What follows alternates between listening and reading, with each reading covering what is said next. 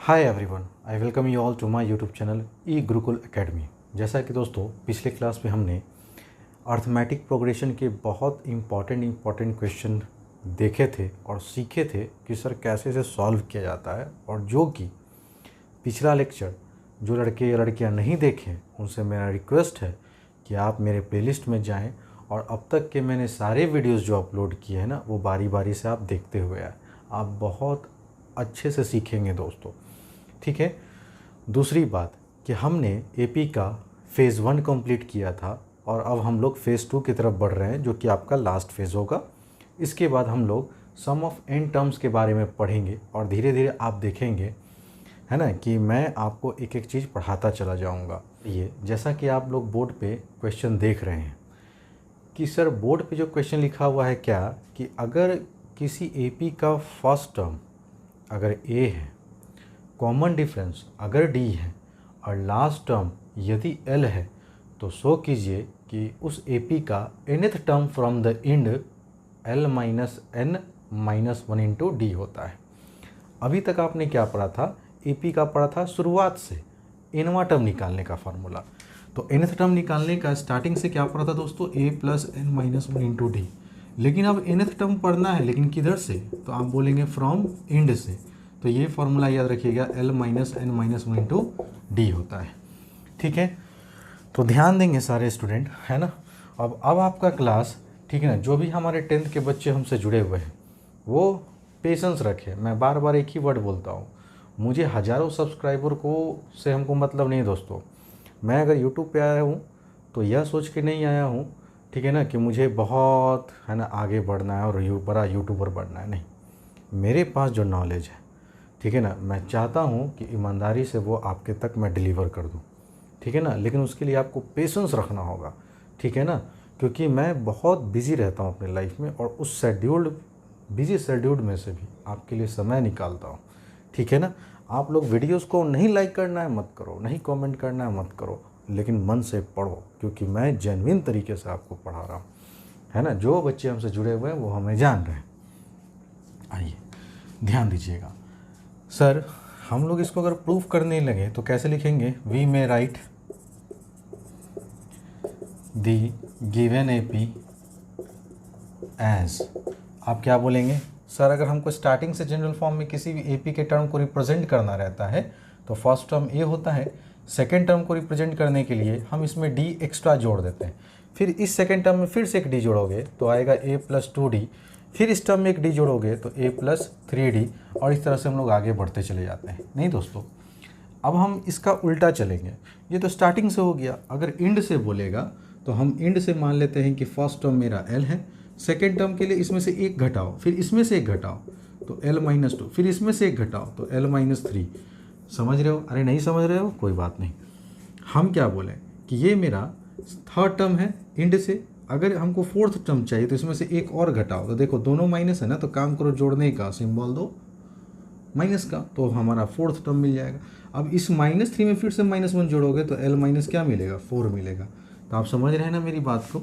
तो इस तरह से ये एपी आगे बढ़ता चला जाएगा। उम्मीद करता हूँ दोस्तों कि आप लोग को यहाँ तक की बातें बहुत अच्छे से समझ में आ रहा होगा, ठीक है। तो यहाँ प्लस करते चलना यार, लिख दो, है ना। ये l माइनस 2, ये l माइनस 3, l माइनस 1, और ये फिर मेरा हो गया l, ठीक है। यहाँ तक तो कोई लड़कों को कोई दिक्कत नहीं हुआ होगा। अगर प्लस नहीं है तो कॉमा ही दे के लिखो तो अच्छा रहेगा, कॉमा दे के लिखिए आप लोग, ठीक है। यहाँ पे कॉमा दे लो, क्योंकि प्रूफ कर रहे हैं ना, है ना, समेशन तो कर नहीं रहे हैं, प्रूफ करने वाले हैं, तो आप यहाँ कॉमा दे के ही लिखा करें तो अच्छा रहेगा। तो देखिए सारे बच्चे ध्यान से देखिएगा, सर किसी भी एपी का स्टार्टिंग के अगर जनरल 4 टर्म को हमको रिप्रेजेंट करना रहता है तो हम फर्स्ट टर्म लिखते हैं, उसमें फिर डी जोड़ते चले जाते हैं। अगर आप a प्लस डी में प्लस डी करेंगे तो a प्लस 2d मिलेगा, अगर a प्लस 2d में फिर से d जोड़ेंगे तो a प्लस 3d मिलेगा, और इस तरह से आगे बढ़ेंगे सीरीज़ में। लेकिन अगर हम बोलें कि बताओ जी इंड से फर्स्ट टर्म क्या होगा, तो अब आपको हमेशा याद रखना है, इंड से अगर फर्स्ट टर्म बोलेंगे तो आपके जवान पे आनी चाहिए l। अगर sir second term from the end बोले तो आप बोलेंगे l minus 1, third term from the end बोलेंगे तो l माइनस 2, फोर्थ टर्म बोलेंगे तो l माइनस 3। अब यहाँ से आइए, अगर मैं बोलूँ कि फर्स्ट टर्म को मैं कैसे लिख सकता हूँ, first term from the and की बात करिए तो किससे रिप्रेजेंट हो रहा है फर्स्ट टर्म दोस्तों, एल से? नहीं, और फॉर्मूला आप इसी में रखिए, फर्स्ट टर्म क्या है, एल ही है ना, तो आप लिखेंगे L minus n minus 1 into D. ठीक है दोस्तों, यहाँ 1 लिखोगे ना, एन की जगह पे 1 लिखो, क्योंकि फर्स्ट टर्म निकालने जा रहे होते हैं, एन की जगह पे 1 लिखे आएगा। इसी तरह से मैं आपसे बोलूँ कि सर सेकेंड टर्म क्या होगा, second term from the and से, तो आप क्या बोलेंगे, सर एल माइनस 1 से रिप्रेजेंट होता है सेकेंड टर्म, जैसा कि आप लोग वहाँ देख रहे हैं। तो आप यहाँ लिखेंगे सेकेंड टर्म है ना आपका, तो आप यहाँ फर्स्ट टर्म तो आपका एल ही होगा, लेकिन यहाँ माइनस के साथ एन का वैल्यू कितना है, एल माइनस 1। नहीं समझ रहे हैं, कोई दिक्कत? तो ये आपका क्या निकाल रहा है, सेकेंड टर्म, तो एन के जगह पे आप 2 पुट करिए और -1 कीजिए एन के जगह पे। ठीक है, इसी तरह से मैं आपसे पूछूं कि थर्ड टर्म क्या होगा, third term from the and, तो ये होगा एल माइनस 2। तो यहाँ से एल और यहाँ थर्ड टर्म निकाल रहे थे, एन के जगह पे 3 लिखिएगा और माइनस डी कीजिएगा, है ना, बड़ा सिंपल है दोस्तों। अगर मैं आपसे बोलूँ कि फोर्थ टर्म क्या होगा, fourth term from the end, तो आप क्या बोलेंगे, सर कुछ नहीं सर, फोर्थ टर्म को तो एल माइनस 3 से रिप्रेजेंट करेंगे। अब यहाँ फर्स्ट टर्म तो एल है, एन के जगह पे फोर्थ रखिए, -1 इंटू डी कर दीजिए। अब इसी सीरीज़ को अगर मैं आगे बढ़ाते चला जाऊँ और आपसे पूछूँ कि ठीक है, फिफ्थ निकलेगा, सिक्स्थ निकलेगा, लेकिन एनवा टर्म क्या होगा, एनथ टर्म अगर मैं आपसे पूछूँ कि sir nth term from the and से बताइए आप, है ना, फ्रॉम द एंड, तो आप क्या बोलेंगे, एनथ टर्म निकालना है दोस्तों, तो आप बोलेंगे सर ये एनथ टर्म जो होगा, कहने का मतलब टी है, ये बराबर हो जाएगा L minus n minus 1 into D. और यही आपको दोस्तों प्रूफ करना था, जो कि मैंने आपके सामने प्रूफ कर दिखा दिया। तो बेसिकली है ना, एग्ज़ाम में जो है कोई गारंटी नहीं है ना, अगर ये 2 मार्क्स में आएगा तो हो सकता है ये क्वेश्चन आपको गिवन हो इस तरह से कि prove that if A be the first term, D be the common difference and L be the last term of the given A P from the end, तो nth term from the end जो होगा वो आपको show करना रहेगा L minus n minus 1 into D, तो आप ऐसे शो करेंगे। ठीक है, अब इस पे बेस्ड हम लोग क्वेश्चन देखेंगे। अब आप कहेंगे सर हमें कब पता चलेगा कि nth टर्म स्टार्टिंग से निकालना है या एंड से निकालना है? अगर क्वेश्चन में साफ साफ क्लियर वर्ड में मेंशन है, 3 है ना वर्ड, ठीक है, 3 लेटर का वर्ड इंड, END, तो आप समझ जाइए कि क्वेश्चन में कहीं भी इंड का वर्ड का यूज़ कर दिया सर, तो आपसे वो दरअसल उस AP का जानकारी लेना चाहता है, इंड से बताओ। तो जिस तरह से आप A, जो कि आप कहते थे कि सर ये T1 है, फर्स्ट टर्म है, ठीक है, A प्लस डी जो है वो सेकेंड टर्म था, A प्लस 3D जो था वो मेरा थर्ड टर्म था, A प्लस 4D जो था वो फोर्थ टर्म था। ठीक, अगर मैं आपसे बोलूँ कि सर मेरा लास्ट टर्म क्या होगा इंड से, तो आप बोलेंगे L होगा, सेकेंड टर्म क्या होगा तो L माइनस 1 होगा, थर्ड टर्म इंड से क्या होगा तो L माइनस 3 से रिप्रेजेंट करेंगे। नहीं तो जनरल फॉर्म में किसी भी AP का इन nth term from the end अगर निकालना है तो यहाँ भी रिप्रेजेंटेशन TN से ही होगा, ठीक है ना, लेकिन फार्मूला इसका चेंज हो जाएगा, क्योंकि यहाँ फर्स्ट टर्म जो होता है इधर A है तो इधर L होता है फर्स्ट टर्म। समझ रहे हैं दोस्तों? नहीं तो A के जगह पे आपको L लिखना है, फिर माइनस करना है, फिर n माइनस 1 इंटू डी, तो nth term from the end of the AP आज के बाद से सारे बच्चों को याद होना चाहिए, वो बराबर होता है L minus n minus 1 into D. अब इस पे बेस्ड हम लोग कुछ क्वेश्चन लिखेंगे, so please take your time.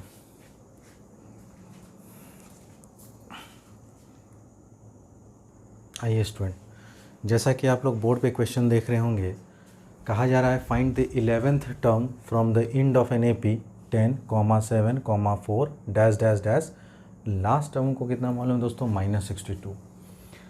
ठीक है, तो अब यहाँ पे आपने देख लिया वर्ड इंड लिखा हुआ, इसका मतलब आपको इंड से AP निकालना है। कौन सा टर्म निकालना है दोस्तों, 11th टर्म निकालना है। तो आप कहेंगे according to question sir T11 निकालना है इंड से, ठीक है ना, और फार्मूला होता है L minus n minus 1 into D, यही ना होता है दोस्तों। चूँकि आप लोग स्टार्टिंग से पढ़ रहे हैं इसलिए थोड़ा सा बता दें आपको, ताकि सारे कमज़ोर बच्चे भी इस सवाल को समझ पाएँ। जब मैं रिवीजन क्लास लेके आऊँगा दोस्तों, तो फिर आपको सारा कुछ बताऊँगा, है ना, कि कितना फास्ट और कितना तेज़ी कैलकुलेट करना चाहिए। हेयर अगर आप ध्यान से देखें तो फर्स्ट टर्म जो है मेरा वो 10 है, ठीक है ना। अच्छा सर, कॉमन डिफरेंस की बात बोलेंगे तो सेकेंड टर्म में से फर्स्ट टर्म को घटाओगे, इसका मतलब 7 माइनस 10 करोगे ना तो क्या आएगा, माइनस का 3 आएगा। और अगर मैं पूछूँ लास्ट टर्म कितना है तो आप बोलेंगे इस बार माइनस का 62 है सर, है ना। तो देयरफॉर आपको क्या निकालना है दोस्तों, T11 निकालना है ना। अगर आपको दिक्कत नहीं होना चाहिए दोस्तों, एकदम ध्यान से देखिएगा, L minus N minus 1 into T, एक बार मैं फॉर्मूला लिख रहा हूँ, ठीक है। अब उस पर देखिए बैठा दीजिए, L के जगह पे कितना पुट करेंगे, माइनस का 62। N कितना है दोस्तों, आपको 11वां टर्म निकालना है इंड से, तो N का वैल्यू हो गया 11 माइनस 1, और D का वैल्यू कितना है दोस्तों, तो माइनस का 3। आराम से सॉल्व कीजिए, माइनस का 62, ठीक है ना। यहाँ 11 में से 10 जाएगा, 11 में से 1 जाएगा तो 10 बचेगा, और 10 का माइनस 3 में गुना होगा तो माइनस का 62 और माइनस माइनस प्लस का 30। सर निगेटिव का वैल्यू बड़ा है, पॉजिटिव का वैल्यू छोटा है, सर निगेटिव में आएगा, और अगर इसमें से घटाइएगा तो आपका आंसर आ जाएगा 32। ये 3 है दोस्तों, ठीक है।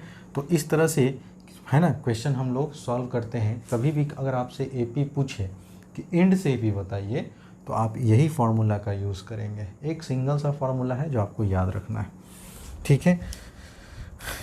अब आइए कुछ क्वेश्चन मैं लेता हूँ इस पे बेस्ड, जो आपके एक्सरसाइज में है और पूछे गए। क्वेश्चन में कह रहा है फाइंड दी, है ना, 8th term from the end of an AP 7 comma, है ना, ये चेंज कर लीजिए दोस्तों, है ना, 7 comma 10 comma 13 comma dash dash dash, और ये गया है लास्टली 184 तक। तो आइए दोस्तों इस क्वेश्चन को देखते हैं। जैसे क्वेश्चन में कहा जा रहा है find the 8th term from the end of the AP, इस एपी का 8वां टर्म निकालिए। कैसे सॉल्व करेंगे ध्यान दीजिएगा। यहाँ पे आप लोग लिखिए, पहले आराम से लिखिए, क्योंकि पहला बार पढ़ रहा है ना, तो मैं ये समझ के पढ़ा रहा हूँ कि बहुत सारा इसमें ऐसे बच्चे होंगे जो काफ़ी कमज़ोर होंगे, कुछ मॉडरेट होंगे और कुछ एक अच्छे, है ना, लेवल के लड़के होंगे। तो आप लोग पेशेंस रखिए। Here A is equal to कितना है, 7 है। सर कॉमन डिफरेंस निकालने के लिए 10 में से सेकेंड टर्म में से हमेशा फर्स्ट टर्म को घटाएंगे तो यहाँ पॉजिटिव का 3 आएगा।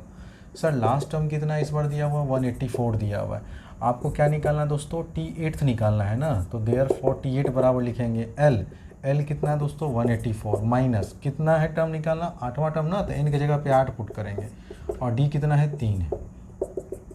तो 184, 8 में से 1 गया 7 को कितना से गुना करेंगे दोस्तों, 3 से, तो 184 माइनस का 21, 4 में से 1 गया 3, 8 में से 2 गया 6, और 163 देखिए इस सवाल का आंसर था। तो उम्मीद करता हूँ कि अगर अब आपसे अगर nth टर्म किसी एपी का इंड से पूछे तो आप सभी बच्चों को फार्मूला याद होना चाहिए। सर Tn बराबर होता है L minus N minus 1 into D, ठीक है।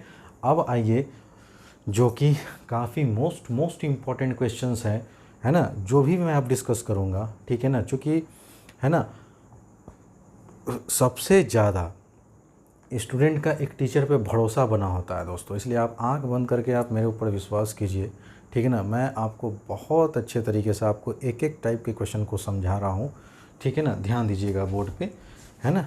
तो ये टाइप आपका कवर हो गया कि सर अगर हमें nth term from the and निकालना है तो आप लोग फार्मूला याद रखिएगा, Tn बराबर होता है L माइनस 1 इंटू डी। अब आइए, है ना, जो मोस्ट इम्पॉर्टेंट क्वेश्चन है, जैसे एक पैटर्न आपको एग्जाम में ये भी लिखा हुआ मिलेगा कि हाउ मेनी, है ना, इसमें बहुत सारा वेरिएशन मिलेगा दोस्तों, और आप घबराएंगे नहीं, मैं सारे वेरिएशन को लेता हुआ सॉल्व करूँगा। How many 3 digit numbers are divisible by 7, ये क्वेश्चन है। ऐसे कितने 3 डिजिट की संख्या हैं जो 7 से कटेंगे। देखिए इसमें आपको 2 चीज़ याद रखना है। सबसे पहले कि अगर ऐसे सवाल में आप, ठीक है ना, कभी भी क्वेश्चन आता है हाउ मेनी वाला, तो इसका मतलब आपको तो पता ही होगा कि सर हमको n का वैल्यू निकालना है। वेरी गुड, जो बच्चे जुड़े हुए हैं हमसे वो सब जान रहे हैं, ठीक।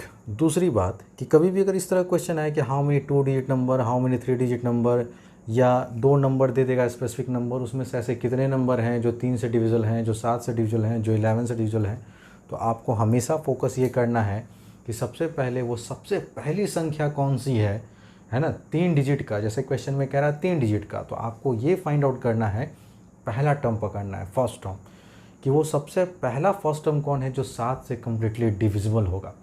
और वो आखिरी का लास्ट टर्म कौन है जो 7 से डिविजल होगा, क्योंकि मैक्सिमम बच्चों को देखा गया है कि ऐसे सवाल में वो फर्स्ट टर्म पता करने में काफ़ी समय ले लेते हैं या बहुत बच्चे फर्स्ट टर्म पता ही नहीं कर पाते हैं। और सेम केस चलता है लास्ट टर्म। अगर फर्स्ट टर्म पता कर लेते हैं तो फिर वो लोग लास्ट टर्म में फंसते हैं कि सर लास्ट टर्म कौन सा होगा 3 डिजिट का जो कि 7 से कटेगा। तो मैं आज जो सिखाने जा रहा हूँ उसको आप लोग ध्यान से सुनिएगा। अगर नहीं समझ में आए पहली मर्तबे तो वीडियो को फिर से वापस से बैकवर्ड कीजिए और बैक करके फिर वापस से आप दोबारा देखिए। सर ये 3 डिजिट का संख्या हमको निकालना है, तो अगर मैं आपसे पूछूं कि अरे बात बताओ हमको कि 3 डिजिट का नंबर कहाँ से स्टार्ट होता है, तो लड़के जनरली क्या बोलेंगे, सर 3 डिजिट का नंबर स्टार्ट होता है 99 फिर 100। सर 100 में 3 डिजिट का नंबर है, देखो ध्यान से, है कि नहीं। तो आपको बस जो स्टार्टिंग का कोई भी नंबर बोले है ना वो लिख लो। जैसे 3 डिजिट का बोला तो 100 से स्टार्ट होता है। अब इस नंबर में 7 से भागा दो, एकदम बेसिक से बता रहा हूँ। तो 7 1 जा 7, 10 में से घटाओ 7 को, कितना बचा 3, और 7 चौके कितना हुआ दोस्तों 28, फिर 10 में से 8 गया कितना हुआ 2।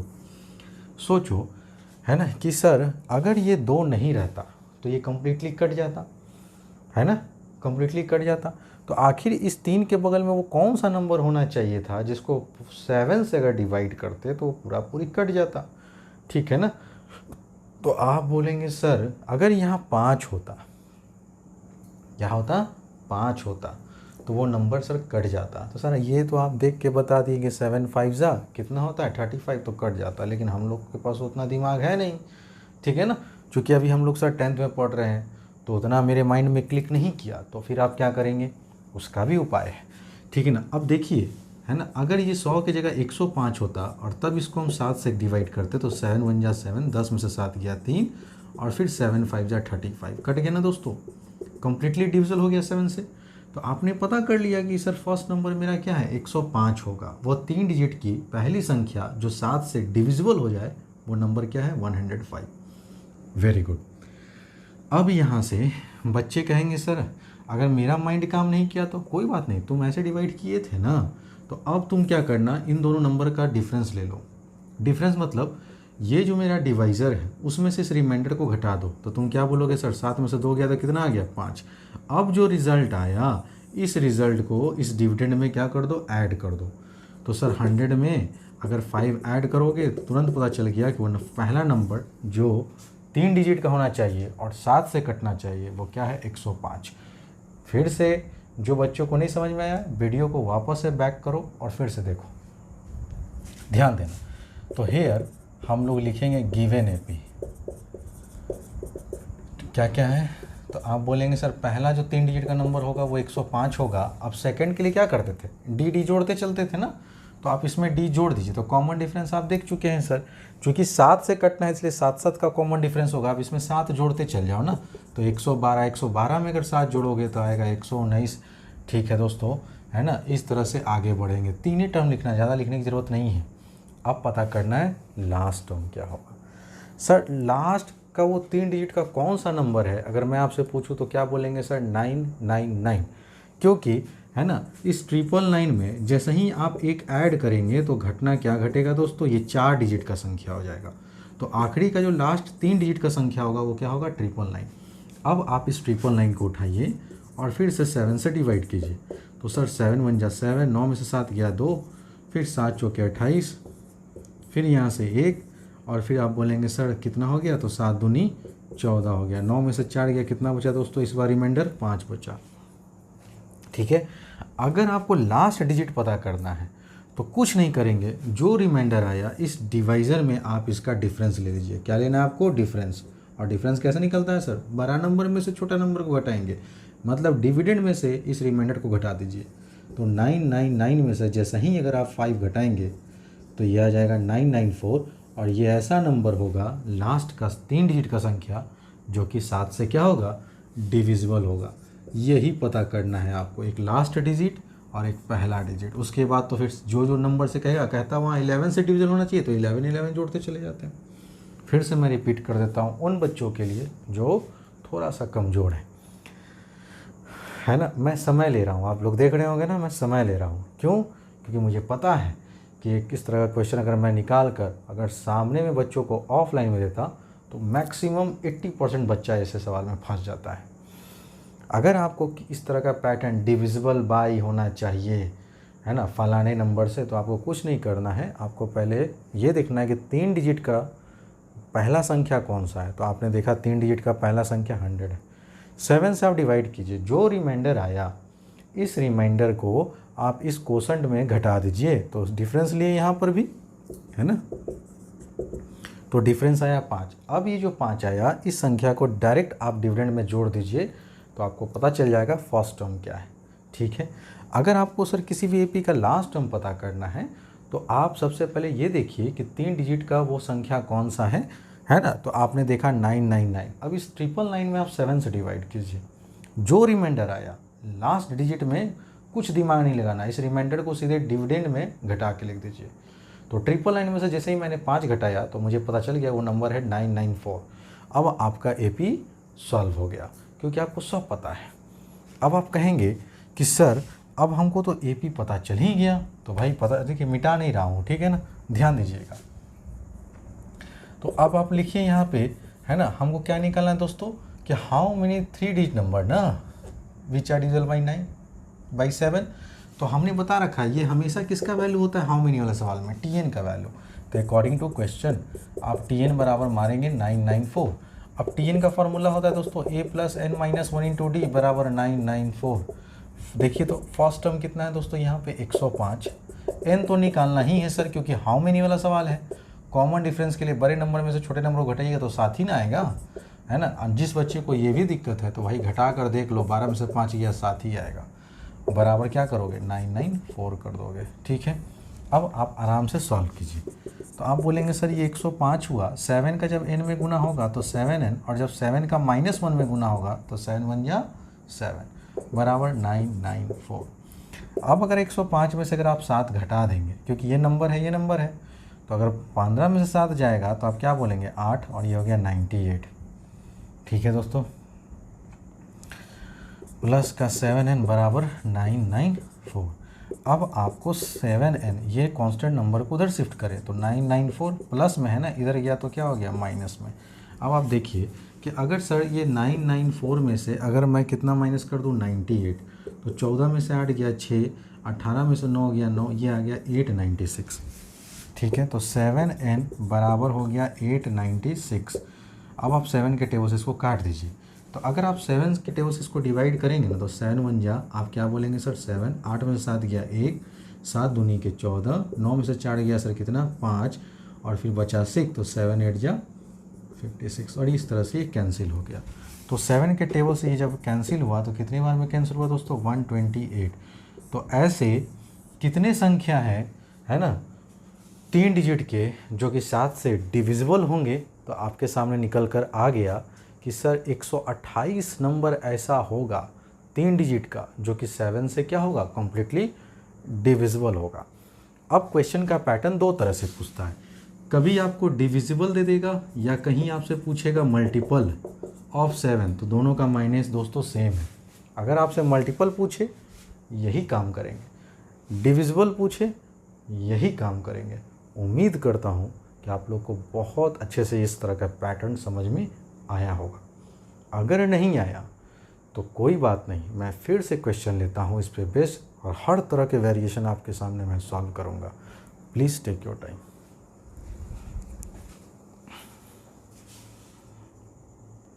आइए स्टूडेंट, देखिए तो क्वेश्चन क्या लिखा हुआ है बोर्ड पे, how many multiples of 4 lies between 10 and 250। अब देखिए यहाँ डिविजिबल नहीं लिखा, क्या लिखा मल्टीपल। तो मैं आपको पहले ही बता रखा है, मैंने आपको पहले ही बता रखा है कि इस तरह के दो सवाल बनते हैं, एक डिविजिबल देकर और एक मल्टीपल देकर, लेकिन दोनों का सेंस यही है। अब पूछा गया कि ऐसे 4 के कितने मल्टीपल हैं, कंडीशन दे दी आप 10 और 250 के बीच में आपको निकालना है। तो बीच में निकालना इसका मतलब 10 को इंक्लूड नहीं करेंगे, 250 को भी इंक्लूड नहीं करेंगे सीरीज़ में एपी लिखने के दौरान। तो क्या 11 4 से कटता है, आप बोलेंगे नहीं सर। क्या 12 4 से कटता, आप बोलेंगे एग्जैक्टली सर। तो आप गिवन एपी पहले लिखिए, है ना। तो गिवन एपी क्या हो जाएगा मेरा दोस्तों, तो सबसे पहले बोलेंगे कि 4 का जो मल्टीपल आएगा, पहला नंबर जो 4 से कटेगा 10 और 250 के बीच में वो 12 होगा, जैसे ही एक नंबर मिला ना, आप 4 का पूछ रहा है ना, बस 4 4 जोड़ते चलो, तो 16, 16 में 4 जोड़ोगे तो 20, डैश डैश डैश डैश, बस 3 टर्म लिखो, उससे ज़्यादा मत लिखो। अब है सर 250, है ना, तो ये कैसे पता करें, तो अभी मैंने सिखाया ना।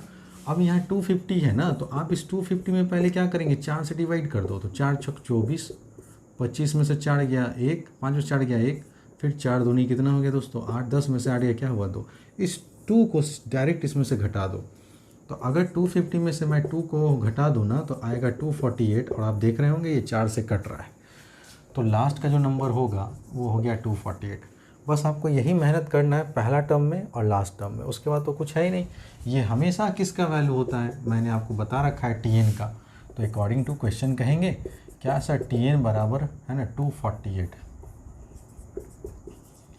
तो सर टी एन का फॉर्मूला होता है A plus N minus 1 into D बराबर 248 लिखा आपने।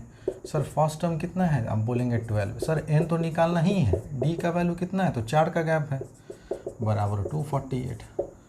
ठीक है, तो 12 ये हो गया,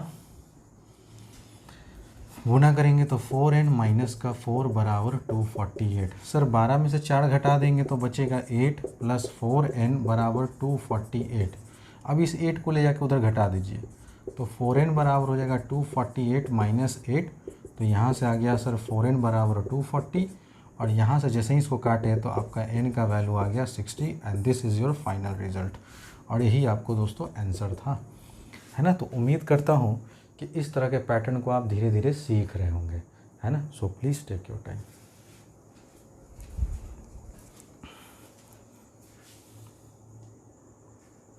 आइए क्वेश्चन, जैसा कि आप बोर्ड पे क्वेश्चन देख रहे होंगे, क्वेश्चन है कि how many 2 digit numbers.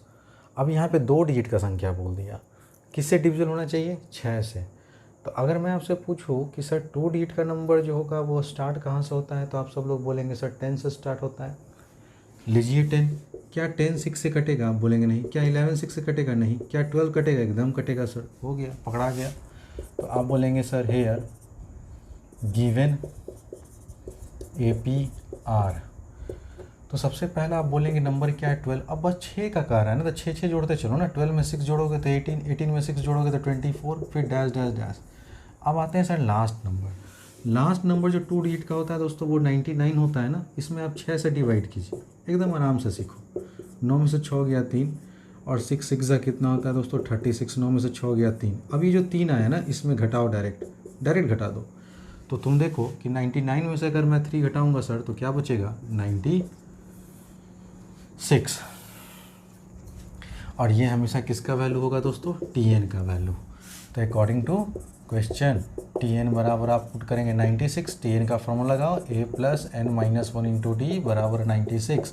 First term कितना है, आपने बोला सर 12, n तो निकालना ही है, कॉमन डिफरेंस 6 का होगा, क्योंकि इसमें से घटाओगे सेकेंड टर्म में से फर्स्ट टर्म, तो आपको पता चल जाएगा सर 6 है। अब आराम से सर सॉल्व करेंगे। पहले सर 6 इंटू एन करेंगे, तो 6 एन 6 का जब -1 में गुना करेंगे तो -6 बराबर 96। सर 12 में से 6 घटाएंगे तो 6 बचेगा, प्लस 6n बराबर 96। अब इस 6 को उधर ले जाके घटा दो, तो इधर बचा 6n, इधर 90, इधर हो गया दोस्तों 96 माइनस का 6। आप बोलेंगे सर 6n बराबर 90, जब 6 इसको कट करेंगे तो यहाँ से आएगा 6 1 6, 6 5 30, और यही आपका आंसर आ गया दोस्तों। ठीक है, तो उम्मीद करता हूँ कि इस तरह का पैटर्न अब आपके बुक में, चाहे वो NCERT हो, चाहे वो RS अग्रवाल हो, आप आराम से सॉल्व कीजिए, ठीक है ना।